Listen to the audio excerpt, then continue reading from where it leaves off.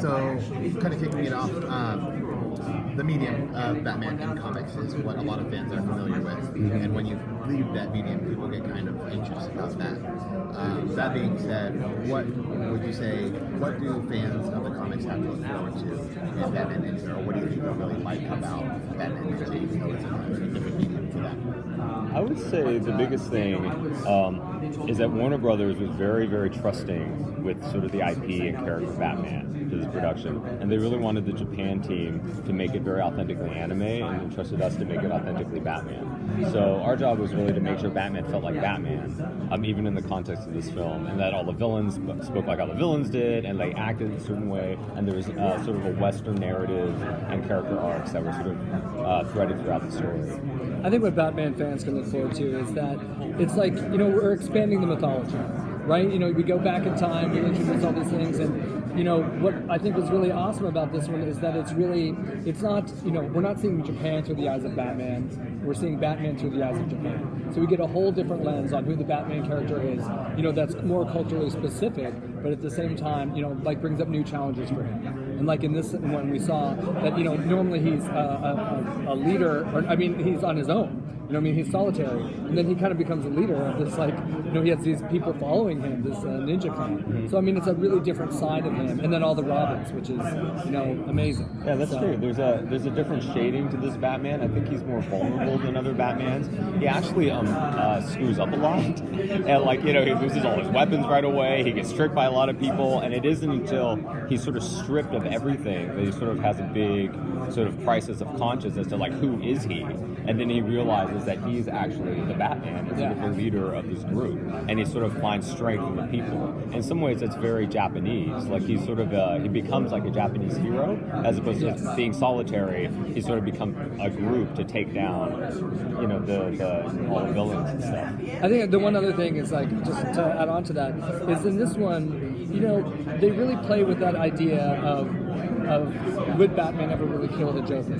You know what I mean? And how close would they come? And I feel like this is one of the times that they almost come the closest. You know what I mean? Not only attacking that issue directly, you know what I mean, in a samurai sword fight. So I think that's a pretty awesome thing that you don't always get. Taking it to the brink like that. How does it feel to see the writing kind of meld with visual? Kind of foresee that? Do you have a vision in mind beforehand? How does that? Oh, you know what? That's an interesting question. The anime process is completely the opposite of Western animation process.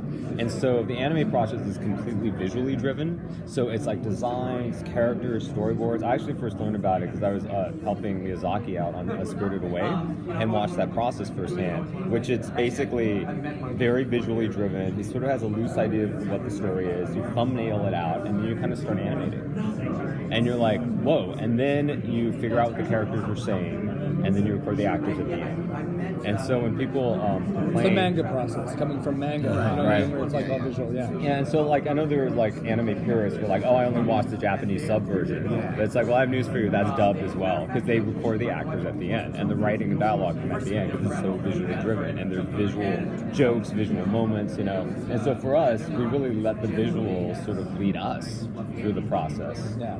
And what you get out of that is great collaboration, because it's there's some things that the artists think of. You know what I mean? If you frame by frame in this piece, there's just a lot of love. There's just little details. Not just in the design, but then even big things are thought of by different people, the director thinking of different sequences. It's this is how we want to end it. The Ninja Clan, and then putting the themes and stuff. There's a lot that goes into writing. Mm-hmm. You know what I mean? And then when you get to be a part of the process, there's contributions that everybody can make. Right. And there's sort of general movements that we try to tease out in the storytelling. Batman doesn't really find himself until he's stripped of all the things that we think of him as Batman. And you also tap into Japanese Shintoism, because it sort of infuses everything that's done in Japan, which is sort of a nature worship of sorts.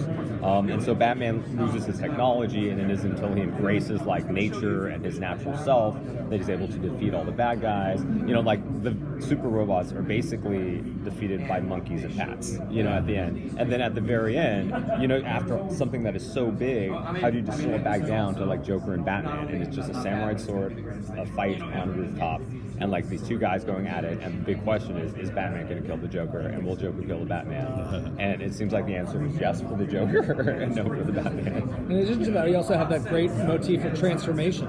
I mean, it's like everybody kind of transforms. The Joker transforms, the Batman transforms. You know what I mean? And then there's the literally a transform. Literally, Yeah. the art style transformed, and the robots transformed. Yeah, different art styles, which Yeah. is amazing. Yeah. There's like 4 or 5 Catwoman designs. Yeah, everybody Like, gets back to, incredible. even the Joker gets back to nature. He becomes Yes. a farmer. Yes. You know? Yeah. So when it comes to if Batman's gonna kill Joker, Joker's gonna kill Batman, how much freedom did you have to mess around with that part? Well, I think that, you know, brand-wise, I don't think they would ever go over the top and actually do that. Because obviously when we did the, not we did, but the Death of Superman was like a big thing, and that's like a huge reset. Yeah. So I don't think that they looked at it that way. I think they looked at it as more like, you know, expanding the world and like really, you know, making a Batman that would be appeal to the Japanese audience kind of first in a weird way. And then, and so we're lucky enough to get it, and we're lucky enough to bring it here. I mean, personally, I feel like Batman would never kill the Joker. He might get super, super close, and that's something that we really like in this. That there's like a couple fake outs, and there was that moment at the end, spoilers for people, that you know, when he lets go of him, and you're like, oh my god, he did it, and then he saves him. But I think the Joker would kill Batman, and then he would regret it. Doesn't have his foe anymore. Like, he'd be really pissed that he did it. Cool. So